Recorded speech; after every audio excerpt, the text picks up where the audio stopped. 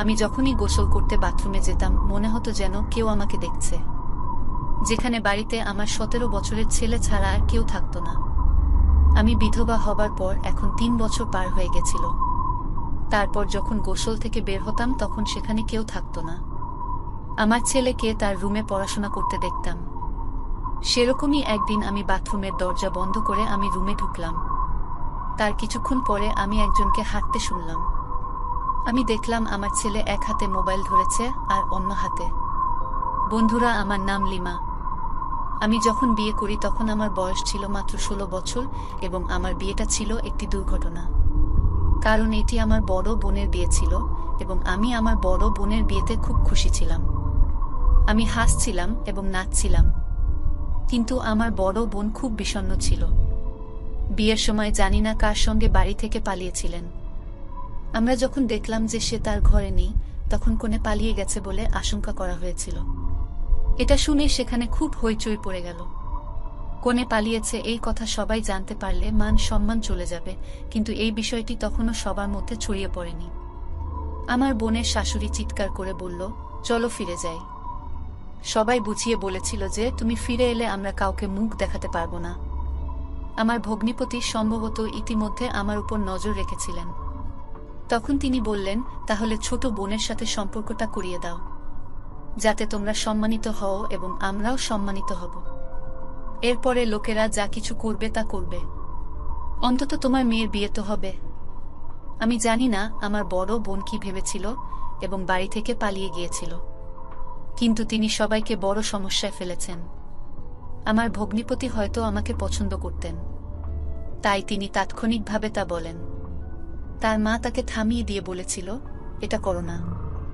আমাদের এমন কোনো বাড়ির সাথে সম্পর্ক হতে হবে না যেখানে একটি মেয়ে পালিয়ে গেছে।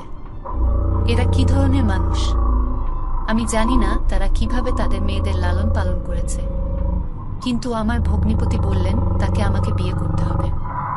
তখন আমার বয়স ছিল মাত্র 16 বছর আর আমার বিয়ে দিয়ে দিল। আমার ভগ্নিপতি, যিনি এখন আমার স্বামী ছিলেন, সে আমার চেয়ে 12 বছরের বড়।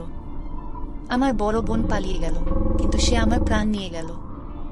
আমি জানি না সে কোথায় ছিল, কিন্তু সেই জন্য আমাকে আমার শ্বশুরবাড়িতে অনেক কিছু শুনতে হয়েছে। আমার মনে হচ্ছিল যেন আমিও পালিয়ে আসি। কিন্তু অদ্ভুত ব্যাপার হলো, আমার স্বামী আমাকে খুব ভালোবাসতেন।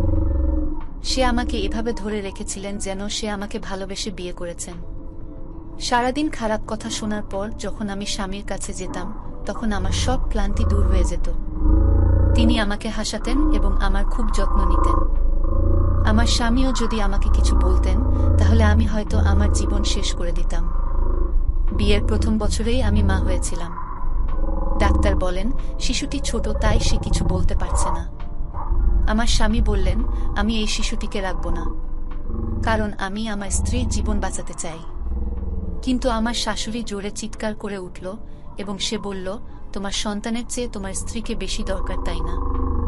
আমার শাশুড়ি বললেন, তুমি যদি এরকম কিছু করো তাহলে তোমাদের দুজনকেই এই বাড়ি ছেড়ে চলে যেতে হবে, কারণ বাড়িটি তার নামে ছিল এবং বাড়িটির কেবল আমার অংশীদার ছিলাম।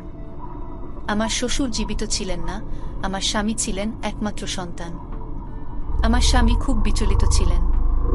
9 মাস ধরে আমার স্বাস্থ্য খুব খারাপ ছিল। একটি সংকটময় সময়ে যখন আমার স্বামীকে জিজ্ঞাসা করা হয়েছিল যে তার স্ত্রী বা সন্তান কাকে বাঁচানো উচিত, তিনি বললেন, আমার স্ত্রীকে বাঁচাও। তখন আমার শাশুড়ি বললেন, আমরা শিশুটিকে বাঁচাবো। কিন্তু ডাক্তার বললেন, মেয়েটির স্বামী যা বলবে তাই হবে এবং তার স্বাক্ষরও থাকবে। আমার স্বামী বললেন, আমার স্ত্রীকে বাঁচাও। কিন্তু ভাগ্য আমাদের সাথে ছিল। আমার জীবন ও রক্ষা পেয়েছে এবং আমার ছেলেও নিরাপদে বেঁচে আছে। আমি বাড়ি ফিরে এলাম। এরপর আমার স্বামী আমার খুব যত্ন নেন। 2 বছর পর আমার শাশুড়ি মারা যান আর বাড়িটি আমার স্বামীর নামে হয়ে যায়। তখন আমার ছেলের বয়স ছিল 3 বছর। আমি আমার ছেলের নাম রাখলাম লিমন। আমার শাশুড়ি চলে যাওয়ার পরে আমার স্বামী এবং আমি বাড়িতে খুব সুন্দর জীবন যাপন করছিলাম, কিন্তু আমি জানি না আমাদের সুখী জীবনে কার কুঞ্জর পড়েছিল। মাত্র 8 বছর সংসার করার পরে আমার স্বামী একটি দুর্ঘটনায় মারা গেলেন।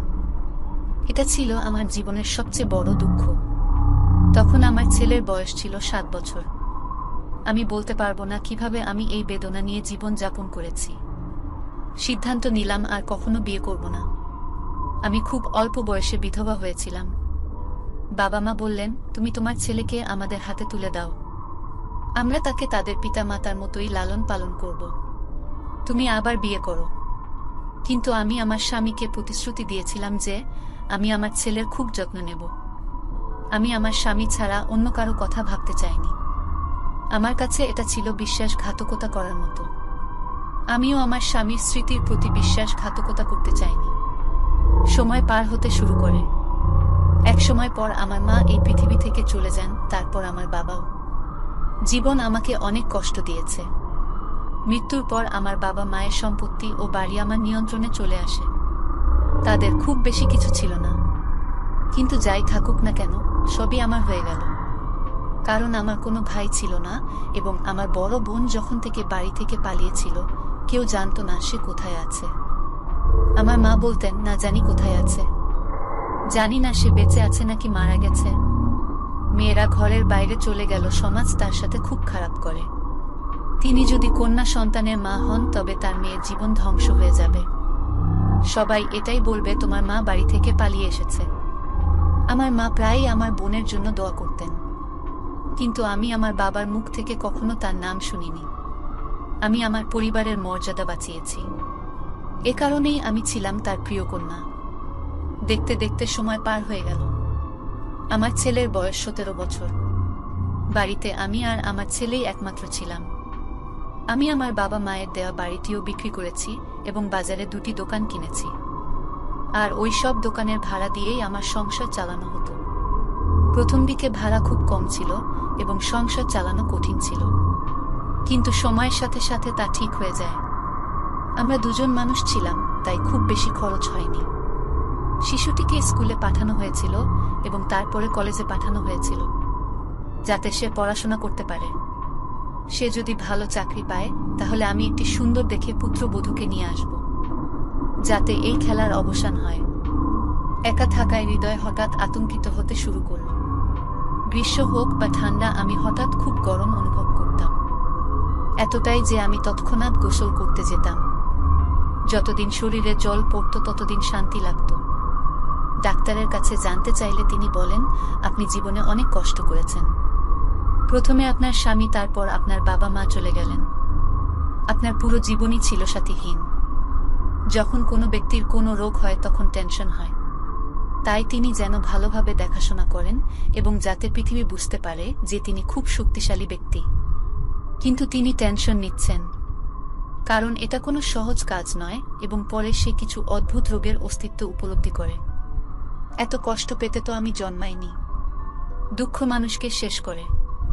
এই কারণেই হঠাৎ আমার হৃদয় আতঙ্কিত হতে শুরু করত এবং আমি গোসল করতে বাথরুমে যেতাম। একদিন একটা অদ্ভুত ঘটনা ঘটল। এক রাতে আমার হৃদয় কাঁপতে শুরু করে এবং আমি বুঝতে পারছিলাম না কি করব। আমি তখন গোসল করতে বাথরুমে গেলাম, কিন্তু আমার মনে হলো যেন কেউ বাথরুমের বাইরে দাঁড়িয়ে আছে এবং আমার দিকে তাকানোর চেষ্টা করছে। আমাদের বাথরুম ছিল খুবই ছোট। এর ছাদ এত ছোট ছিল যে আপনি এটি আপনার হাত দিয়ে স্পর্শ করতে পারতেন। সুতরাং স্কাইলাইটের ভিতরে উঁকি দেওয়া কোনো কঠিন কাজ ছিল না। হঠাৎ আমার হৃদয় কেঁপে উঠল। আমি পুরোপুরি ভয় পেয়েছিলাম এবং দ্রুত পোশাক পরে বাথরুম থেকে বেরিয়ে এলাম, কিন্তু আমার আশেপাশে কেউ ছিল না। তখন রাত 2টা। এই সময়ে সেখানে কে থাকতে পারে? হয়তো আমার ভুল ছিল, কিন্তু পরের দিন আবার একই রকম ঘটনা ঘটল, আর এবার আমি কারো ছায়া দেখলাম। আমি একটি ছোট ছেলের মা ছিলাম। তখন আমার বয়স ছিল 32 বছর। আজকাল আমাদের ভাগ্য এতটাই খারাপ হয়ে গেছে যে আমরা কল্পনাও করতে পারি না যে পৃথিবী কোথায় যাচ্ছে। আমার সন্দেহ হয়েছিল যে কেউ আমার একটি ভিডিও তৈরি করার চেষ্টা করছে। আমি তাড়াতাড়ি পোশাক পরে বেরিয়ে এলাম, কিন্তু সেখানেও কেউ ছিল না। আমি আমার ছেলের রুমে গেলাম, কিন্তু আমি যখন রুমে গেলাম দেখলাম সে ফোন চালাতে ব্যস্ত ছিল। আমি তাকে কিছু বলিনি। সে একজন যুবক ছিল এবং সে রাগে কিছু ভুল করতে পারত, অথবা মারামারি করত। আমি বললাম, আমার মনে হয় কেউ ঘরে ঢোকার চেষ্টা করছে। সে তৎক্ষণাৎ উঠে দাঁড়ালো। সে লাঠিটি তার হাতে ধরেছিল এবং এটি কে হতে পারে তা দেখার জন্য সে বাড়ির প্রতিটি কোণে তাকালো, কিন্তু সেখানে কেউ ছিল না। বাইরের দরজাও বন্ধ ছিল। সে বলল, এটা তোমার মনের ভুল, এখানে কেউ নেই। কিন্তু আমি জানতাম এটা মনের ভুল নয়। আমি তাকে বলেছিলাম যে কারো ছায়া দৃশ্যমান, এবং তাও একজন পুরুষের। এটি উপেক্ষা করার মতো কিছু ছিল না। তিনি কে হতে পারেন? আমার বাড়িতে আবারও এমন ঘটনা ঘটেছে। পরের দিন আমার স্বাস্থ্যের আবার অবনতি হতে শুরু করে। আমি ভেবেছিলাম যদি আমার স্বাস্থ্য খারাপ হয় তবে এটি ঘটতেই থাকবে। আমি বাথরুমে যাব না। বাথরুমটি ছিল বাড়ির উঠানে। আমার ছেলের ঘরেও একটি বাথরুম ছিল, কিন্তু সেই ঘরটি আমার ছেলের ছিল। আমি বারবার সেখানে যেতে পারতাম না। ছেলে ঘুমিয়ে পড়ত। আমি তার ঘুমে ব্যাঘাত ঘটাতে পারি না। আমার স্বাস্থ্য খুব খারাপ হতে শুরু করে। আমি প্রথমে সেখানে কেউ আছে কিনা তা জানার চেষ্টা করি, কিন্তু সেখানে কেউ ছিল না। বাইরের দরজাও বন্ধ ছিল। আমি বাথরুমে গিয়ে গোসল করতে শুরু করলাম, কিন্তু আজ তার সীমা ছাড়িয়ে গেছে। আজ আমি শুধু ছায়াই দেখিনি, তার পায়ের আওয়াজও শুনেছি। আমি খুব ভয় পেয়েছিলাম। আমি তৎক্ষণাৎ বাথরুমের বাতি বন্ধ করে দিলাম, যাতে বাইরে দাঁড়িয়ে থাকা কেউ আমাকে দেখতে না পারে। আমি আমার ছেলের ঘরের দিকে চিৎকার করতে শুরু করলাম। যখন আমার ছেলে বেরিয়ে এলো, আমি তাকে বললাম, তুমি মনে হয় এখনই ঘুম থেকে জেগে উঠলে। কিন্তু আমার মনে হয় বাড়িতে কেউ আছে। কিন্তু মনে হচ্ছে যে আমার ছেলে এখনই ঘুম থেকে উঠল। সে আগে থেকেই জেগেছিল। আমি আবার পুরো বাড়িটা দেখলাম, কিন্তু বাড়িতে কেউ ছিল না। তাই সে আমাকে বসিয়ে বলল, মা, তুমি সারাদিন কেন এত মন খারাপ করে থাকো? তুমি কি ভাবো সারাদিন? তুমি কি এত টেনশন করো? আমি বললাম, আমার মনের ভুল হয় না। ছেলে বলল, বাড়িতে কেউ নেই। আমার ছেলে এটা বিশ্বাস করেনি। সে বুঝতে পেরেছিল যে আমি কিছুটা টেনশনে আছি। এ কারণেই আমি এ ধরনের ভয় পাচ্ছি। পরের দিন আমি ভাবলাম যে আমাকে কি করতে হবে। আমি বাথরুমের সামনে কিছু কাদা মাটি রাখলাম এবং সেই মাটির উপর জল ঢাললাম, যাতে কেউ সেখানে দাঁড়িয়ে থাকলে তার পায়ের ছাপ তৈরি হয়। আমি রাতে ঘুম থেকে উঠে স্বাভাবিকভাবে বাথরুমে গেলাম। কিছুক্ষণ পর শুনলাম কেউ হাঁটছে। আমি গোসল করছিলাম না, কিন্তু চুপচাপ দাঁড়িয়েছিলাম। আমি হঠাৎ দরজার নখ খুললাম। যে দাঁড়িয়ে আছে তাকে সেখান থেকে পালিয়ে যেতে হবে, কারণ এই মুহূর্তে আমার যা জানা দরকার ছিল তা হলো এটি আমার মনের ভুল কিনা, বা বাইরে সত্যিই কেউ দাঁড়িয়েছিল কিনা। আমি বেরিয়ে এলাম। সেখানে কেউ ছিল না। অন্ধকারে কিছুই দেখতে পাচ্ছিলাম না। আমি লাইট জ্বালিয়ে দেখলাম। যে জায়গায় আমি কাদা রেখেছিলাম সেখানে যা দেখলাম এটা দেখে আমি হতবাক হয়ে গেলাম, কারণ সেখানে পায়ের ছাপ ছিল। তার মানে এই নয় যে এটা আমার মনের ভুল, কিন্তু আমার বাড়িতে কেউ ছিল। কে হতে পারে তা ভেবে আমার হৃদয় ধড়ফড় করছিল। কে এটা? কি করছিল সে? এমনকি কারো সঙ্গে আমার শত্রুতাও ছিল না। সকালে আমি জায়গাটি ভালোভাবে দেখলাম। স্পষ্ট পায়ের ছাপ দেখেছিলাম। পায়ের মাপ দেখতে আমার ছেলের মতো। কে ছিল যে আমার ছেলের বয়সের ছিল? আমি খুব বিচলিত ছিলাম। কিন্তু আমি কি করতে পারি? আমি বুঝতে পারছিলাম না কি করতে হবে। তখন ভাবলাম বাথরুমে যাব না। কিন্তু কতদিন এমন চলবে? এটা ছিল আমার বাড়ি। আমি কি আমার নিজের বাড়িতে ভয় পেয়ে থাকব? এবং যদি সেই ব্যক্তিটি আমার বাড়িতে আসে তবে সে যে কোনো কিছু করতে পারে। এতে আমার ছেলেও আহত হতে পারত। আমার খুব বেশি বয়স ছিল না, কিন্তু আমি ঘরের কাজ করতাম না, কারণ আমি খুব দুর্বল ছিলাম। এজন্য আমি একজন গৃহ পরিচারিকা নিয়োগ করেছিলাম, যিনি 2 দিন পর এসে কাজ করতেন। বাসায় আমরা দুজন ছিলাম, এজন্য খুব বেশি ময়লা থাকতো না এবং আমি নিজেই খাবার রান্না করতাম। একদিন গৃহকর্মী ঘর মুছছিলেন। তখন আমার ছেলে এসে মাটি ভর্তি পা মেঝেতে রেখে দেয়। তিনি বললেন, ছোট স্যার, আমি সবে মাত্র পরিষ্কার করেছি। আমার ছেলে হেসে বলল, আচ্ছা, আমি চলে যাচ্ছি, আর সে পাশ দিয়ে চলে গেল। সে যখন জুতার চিহ্ন পরিষ্কার করছিল সেটা দেখে আমার হুঁশ উড়ে গেল। আমি তাকে থামিয়ে দিলাম। আমি তাকে আমার সাথে স্পষ্টভাবে কথা বলতে বলেছিলাম এবং তার দিকে গভীরভাবে তাকালাম, কারণ ওই পথ চিহ্নগুলো দেখতে একই চিহ্ন যেমনটি বাথরুমের বাইরের মাটির উপর তৈরি হয়েছিল। অর্থাৎ এটি একই চিহ্নের পায়ের ছাপ ছিল।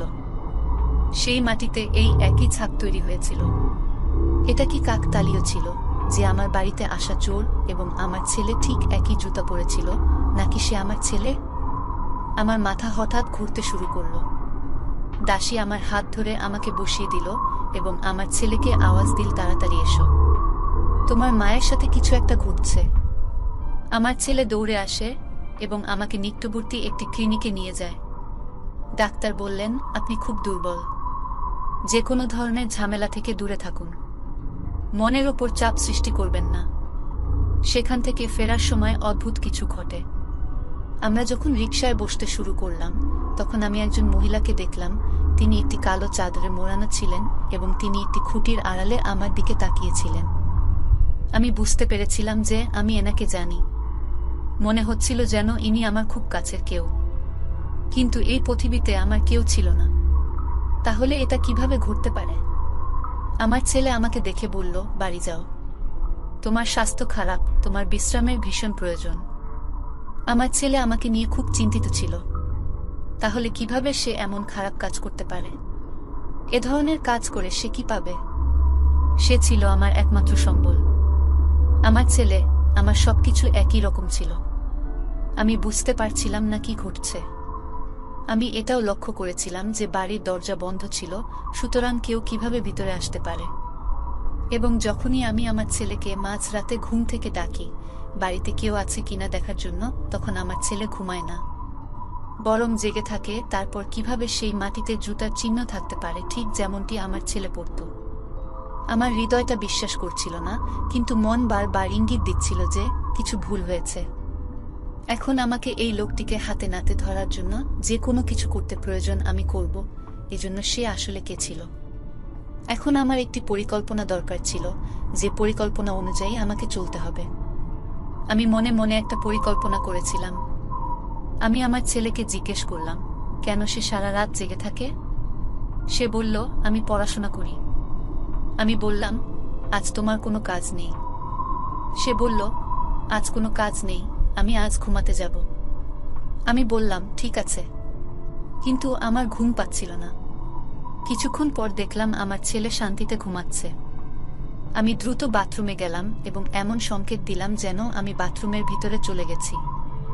আমিও জোরে বাথরুমের দরজা বন্ধ করে দিলাম এবং ভিতরে গিয়ে নল খুললাম, যাতে মনে হলো যেন আমি গোসল করছি।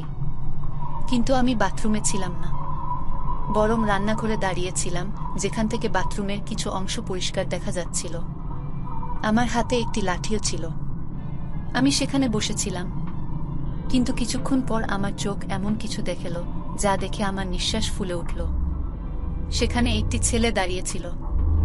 আলোর কারণে তার মুখ দেখা যাচ্ছিল না, কিন্তু সে আমার ছেলের মতোই ছিল। তার পায়ের জুতা এবং জামা কাপড়ও আমার ছেলের মতোই ছিল। তার মানে সে ছিল আমার ছেলে। তার হাতে একটি ফোন ছিল এবং তিনি স্কাইলাইটের দিকে হাত তুলে একটি ভিডিও তৈরি করার চেষ্টা করছিল। সে তার কাজ নিয়ে খুব ব্যস্ত ছিল। যাই হোক, একজন মানুষ যখন ফোনে ব্যস্ত থাকে তখন সে দুনিয়ার কথা ভুলে যায়। আমি তৎক্ষণাৎ তার দিকে ছুটে গেলাম এবং তৎক্ষণাৎ তাকে লাঠি দিয়ে আঘাত করলাম। সে সেখানে পড়ে গেল। আমি তৎক্ষণাৎ চিৎকার করলাম।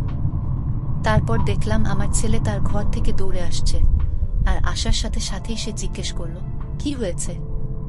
আমি বলতে পারছিলাম না কি হয়েছে, কারণ আমি কিছুই বুঝতে পারিনি। কিন্তু আমার ছেলে বুঝতে পেরেছিল যে আমার মা একজন চোরকে ধরেছে, যে বাড়িতে চুরি করতে এসেছিল। আমার ছেলে আমার হাত থেকে লাঠিটা নিল আর কলার ধরে এই চোরকে বারান্দায় নিয়ে এলো। কিন্তু যখন তার মুখ থেকে কাপড়টি সরানো হলো, তখন আমার হৃদয় থমকে গেল। কারণ তিনি পুরুষ ছিলেন না, তিনি একজন নারী ছিলেন। আর কে ছিলেন তিনি, এটা আমি খুব ভালো করেই জানতাম। তিনি ছিলেন আমার বড় বোন। তিনি আমার নিজের ছেলের মতো পোশাক পরে আমার বাড়িতে প্রবেশ করেছিলেন এবং আমার একটি ভুল ভিডিও তৈরি করতে চেয়েছিলেন। কিন্তু আমার বোন কেন এটা করবে? এত বছর পরে আমার বোনকে দেখে আমি কখনই দুঃখ পাব না, কিন্তু এটা দেখে আমার হৃদয় খারাপ হয়ে গেল। 15 বছর পর বড় বোনকে দেখলাম, যে বোনকে আমি সব সময় খুব ভালোবাসতাম। আমি ছোটবেলায় তার সাথে খেলতাম। তিনি তার হৃদয়ের কথা বলেছেন। আজ আমি তাকে একটি নোংরা কাজ করার জন্য হাতে নাতে ধরেছি। কেন তিনি এসব করতে চেয়েছিলেন আমার ছেলে তা জানত না। আমার ছেলে তার উপর হাত তোলার আগেই আমি আমার ছেলেকে থামিয়ে বললাম, ইনি তোমার মাসি। আমার ছেলে বিস্মিত হলেন। সেদিন আমি যে মহিলাকে কালো চাদরে দেখেছিলাম সে সম্ভবত আমার বোন, যে সেদিনও আমার দিকে নজর রেখেছিল। তার অবস্থা খুবই খারাপ ছিল। তাকে খুব দুর্বল দেখাচ্ছিল। সে আমার চেয়ে মাত্র 4 বছরের বড়। আমি তাকে জিজ্ঞেস করলাম সে এখানে কি করছে এবং সে নিজের সাথে কি করেছেন। আমি বললাম সে যা করেছে তার জন্য আমি তাকে ক্ষমা করে দিয়েছি, কিন্তু সে এমনভাবে বলল যেন সে আমাকে খেয়ে ফেলবে। তিনি বলেন, আমার অবস্থা নিয়ে উদ্বিগ্ন হওয়ার মতো কিছু হয়নি, মায়ের চেয়ে যেন মাসির দরদ বেশি। মা বাবার চোখে ভালো সাজার জন্য তুই আমার জায়গা দখল করে নিলি, আমার হবু বরকে বিয়ে করে নিলি, তার বাড়িও দখল করে নিলি এবং বাবা মায়ের সমস্ত সম্পত্তি ও তুই নিজের নামে করে নিলি। আমার হবু বর আগে থেকেই তোকে ভালোবাসত, পছন্দ করত। আমি এটা আগে থেকেই জানতাম সে তোর জন্য পাগল হয়েছিল। আমি সবকিছু জানি। তুই সবকিছু একা খেতে চাস। তুই আমাকে মাছির মতো দূর থেকে বের করে দিয়েছিলি। এখন আমি যদি তোর কাছে এই সব চাই তবে তুই কখনই আমাকে এই সব দিবি না। তাই ভেবেছিলাম তোকে ব্ল্যাকমেইল করব, তোকে আমার অসম্মানিত করতে হতো। যাই হোক, তোর কাছে কিছুই ছিল না, কিন্তু সম্মান ছিল। 17 বছরের ছেলের মা হলে কি হবে? তুই এখনো একজন তরুণী। তোর একটি ভিডিও বানিয়ে এবং তারপর তোকে ব্ল্যাকমেইল করে আমি তোকে ঈর্ষান্বিত করতে চেয়েছিলাম। আমি আরামে বসে থাকব না, আমার ভাগ আমার চাই। আমার বোন পাগলের মতো কথা বলছিল। তাকে মোটেও ভালো দেখাচ্ছিল না। কখনো সে কথা বলে, কখনো হাসে, কখনো কাঁদতে শুরু করে। আমি তাকে বোঝানোর চেষ্টা করেছি, তুমি কি ধরনের কথা বলছো, তোমার কি হয়েছে? কিন্তু তিনি বুঝতে পারছিলেন না আমি কি বলছি। সে চিৎকার করতে শুরু করে। তিনি নিজেকে আঘাত করার চেষ্টা করেছিলেন। তিনি স্বাভাবিক ছিলেন না, তিনি অজ্ঞান হয়ে পড়েন। আমরা তাকে রুমে রাখলাম। তার অবস্থা খুবই খারাপ ছিল। মনে হচ্ছিল 2 মাস ধরে সে গোসল করেনি। হয়তো সে কারণেই সে আমার ছেলের জুতা ও জামা কাপড় পরেছিল। হয়তো তার জুতা নেই। তিনি সকালে ঘুম থেকে উঠে এলেন, তারপরে তিনি আর আমাদের নিয়ন্ত্রণে ছিল না। না খাবার খাচ্ছিল আর না অন্য কিছু। এমনকি সে আমার দিকে হাত তুলল। আমরা তাকে ডাক্তারের কাছে নিয়ে গেলাম। সেখানে আমি অনেক কিছু জানতে পেরেছি। তার কাছে থাকা ফোনটিও চুরি হয়ে গেছে। আমার বোনও মস্তিষ্কের রোগী হয়ে গিয়েছিল। তিনি নিজের সম্পর্কে কিছু অদ্ভুত কথা বলছিলেন। আমরা কিছুই বুঝতে পারিনি। তার ফোনে একজন মহিলার নম্বর ছিল যাকে আমরা কল করেছিলাম। আমরা তাকে ডেকেছি, সে দেখতে আসছে। কারণ সে আমার বোনকেও খুঁজছিল। তিনি আমার বোনের স্বামীর বোন ছিলেন। মেয়েটি আমাদের সাথে দেখা করতে আমাদের বাড়িতে এসেছিল এবং আমরা বোনকেও বাড়িতে নিয়ে এসেছি। মেয়েটি আমাদের পরিবারে পালিয়ে এসেছে। এজন্য সবাই তাকে অনেক কিছু বলেছে এবং শাশুড়ি খুব বিচলিত ছিলেন। স্রষ্টা তাকে একটি কন্যা সন্তান দিয়েছেন, কিন্তু 2 সপ্তাহ পর তার মেয়ে এই পৃথিবী ছেড়ে চলে যায়। এরপর তার অবস্থা এমনই হয়ে যায়। তার স্বামী আবার বিয়ে করেন। তিনি বাড়িতে শুয়ে থাকতেন, কেউ তাকে ডাকতেন না। আমি কেবল ওনার যত্ন নিই, কারণ তিনি খুব রেগে থাকতেন। এভাবেই কেটে গেল বছরগুলো। এভাবেই তিনি তার জীবন যাপন করেছেন। সে পাগল হয়ে গেছে। সে আমাদের বাড়ি থেকে পালিয়ে যায়। মাঝে মধ্যে সে আমার বাড়িতে আসতো এবং কখনো কখনো এমনভাবে অদৃশ্য হয়ে যেত যে কেউ জানত না যে সে কোথায় গেছে। তার অবস্থা খুবই খারাপ। তিনি আমাকে আপনার সম্পর্কে বলেছিলেন। এটা খুবই বিব্রতকর ছিল।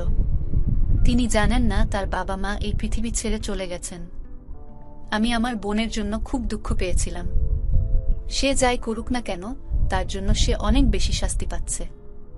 আমি আমার বোনের চিকিৎসা শুরু করলাম। তার একটি রোগ ছিল যেখানে তিনি অনুভব করেছিলেন যে সবাই তার শত্রু, এবং তিনি আমাকে তার সবচেয়ে বড় শত্রু হিসেবে বিবেচনা করেছিলেন। তবে ডাক্তার বলেছেন তিনি ভালো হয়ে যেতে পারেন যদি এর চিকিৎসা করানো হয়। আমি তার চিকিৎসার কাজ করাচ্ছি। আমি তাকে ভালোবাসি এবং প্রার্থনা করি যেন ধীরে ধীরে সে একজন স্বাভাবিক মানুষ হয়ে ওঠে। ধীরে ধীরে সে সুস্থ হয়ে ওঠে। তিনি আমার কাছে ক্ষমা চেয়েছেন। এখন আমি আর আমার বোন একসাথে থাকি।